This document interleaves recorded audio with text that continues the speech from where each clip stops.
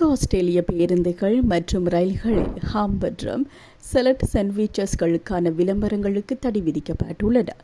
ஜூலை 1 முதல் அமலுக்கு வர திட்டமிடப்பட்டுள்ள இந்த தடையை அமல்படுத்த அதிகாரிகள் முடிவு செய்துள்ளனர். குழந்தைகள் மற்றும் பெரியவர்களின் உடல் பருமனை குறைக்கும் புதிய நடவடிக்கையாக பொது போக்குவரத்து சேவைகளில் ஹாம் மற்றும் செலட் சாண்ட்விச்சஸ்களுக்கான விளம்பரங்களை தடை செய்ய தெற்கு ஆஸ்திரேலியா முடிவு செய்துள்ளது.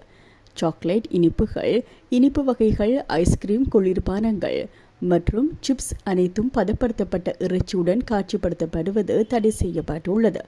மேலும் இந்த தடையின் நோக்கம் குழந்தைகள் ஆரோக்கியமற்ற உணவு மற்றும் பான விளம்பரங்களுக்கு ஆளாகாமல் தடுப்பதாகும்.